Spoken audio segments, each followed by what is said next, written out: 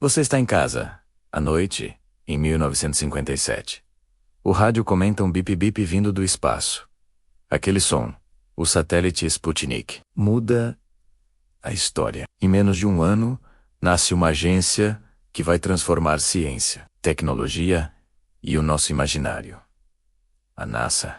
Hoje, a gente volta a 1958 para entender como um susto no céu gerou uma revolução aqui na Terra. A década de 1950 foi um caldeirão Guerra Fria, eletrônica, jatos, computadores. De repente, em 1957, a União Soviética coloca o primeiro satélite em órbita. O mundo percebe. O espaço não é ficção.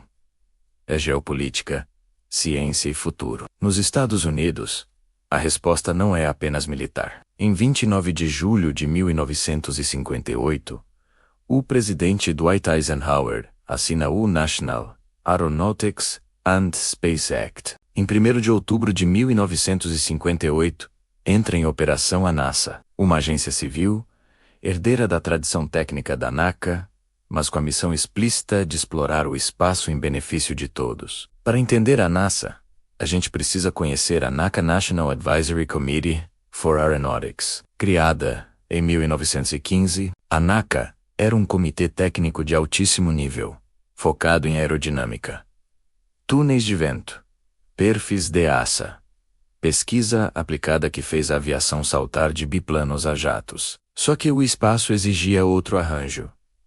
Mais orçamento, integração nacional, cronogramas ambiciosos e comunicação pública. O Sputnik acendeu luzes vermelhas. Não era só os soviéticos chegaram primeiro. Era a percepção de que ciência, educação e indústria precisavam funcionar como um sistema. Em 1958, o governo americano criou a ARPA, hoje DARPA, para projetos avançados e, em paralelo, articulou uma agência civil que coordenasse universidades, centros de pesquisa e indústria com transparência e cooperação internacional.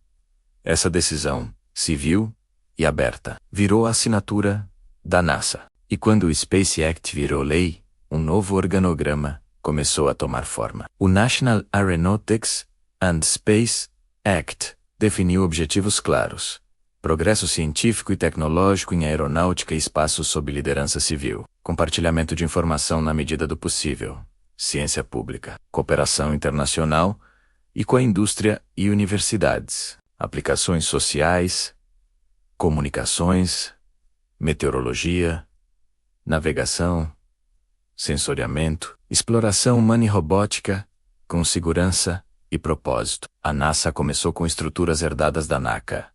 Langley, Ames, Lewis, depois Glenn. Em poucos meses, incorporou o Jet Propulsion Laboratory, JPL, operado pelo Caltech, e novos centros como o Goddard Satélites e, mais adiante, Marshall Foguetes, e Manned Spacecraft Center depois, JAXA.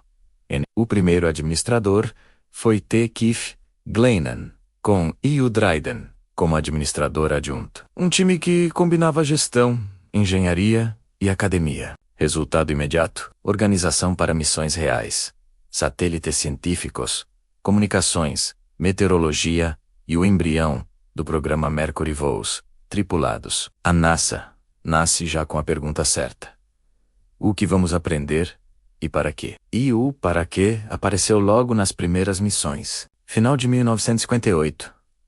Anúncio do programa Mercury. Objetivo simples e audacioso: levar um humano ao espaço e trazê-lo de volta com segurança. Ao mesmo tempo, a NASA impulsiona satélites como os primeiros Explorer em parceria com Exército e JPL, e prepara o Tiros Meteorológico e o ASH Comunicações. O foco técnico era enorme, mas havia um componente novo: comunicação pública. Escolha dos Mercury 7, entrevistas, conferências. A ciência volta ao horário nobre. A cultura que nasce ali tem características marcantes: testar, falhar, aprender rapidamente, enrenar iterativa, integração entre academia, centros, indústria menos contratos e PD cooperativo. Gestão por sistemas, prazos, requisitos, interfaces. A NASA operacionaliza o que hoje chamamos de engenharia de sistemas. Essas escolhas produzem efeitos muito além dos foguetes. Métodos de projeto, materiais, sensores, software, segurança de voo, gestão de risco, e uma narrativa que inspira vocações em massa. Crianças e jovens começam a querer ser engenheiras e cientistas. O nascimento da NASA em 1958 desencadeia efeitos em cadeia, educação científica, investimentos e prestígio em matemática, física e engenharia. Tecnologias de uso dual, estabilidade de satélites, GPS, derivado depois, meteorologia moderna, comunicações globais, padrões e processos, confiabilidade, redundância, qualificação de materiais, cooperação internacional, ciência aberta, missões conjuntas, dados compartilhados, astronomia, clima, geodésia, spin-offs, filtros, materiais térmicos, técnicas de monitoramento cardíaco e telemetria. Uma agenda de inovação translacional, décadas antes de essa expressão virar moda. E, talvez, o mais simbólico, a ideia pública de futuro, a noção de que ciência e tecnologia podem ser orientadas para problemas reais, com prestação de contas e impacto civil. 1958 não é só a data de um decreto, é o momento em que o espaço deixa de ser um palco secreto e passa a ser um projeto de sociedade. A NASA nasce como ponte entre laboratórios e fábricas, entre universidades e governo, entre curiosidade e utilidade. E esse desenho institucional menos civil, aberto e colaborativo, explica por que a agência virou sinônimo de excelência e missão impossível. Qual foi a primeira lembrança que você tem da NASA? Uma foto da Apollo, um documentário na TV? Conta nos comentários. Menos a sua história pode abrir o próximo episódio. Inscreva-se para acompanhar nossa série Histórias e Curiosidades Científicas e Tecnológicas. Compartilhe este vídeo com quem ama ciência bem contada. Próximo episódio: o transistor, que encolheu o mundo Nobel de 1956. O componente que transformou geladeiras do tamanho de quartos em computadores de mesa.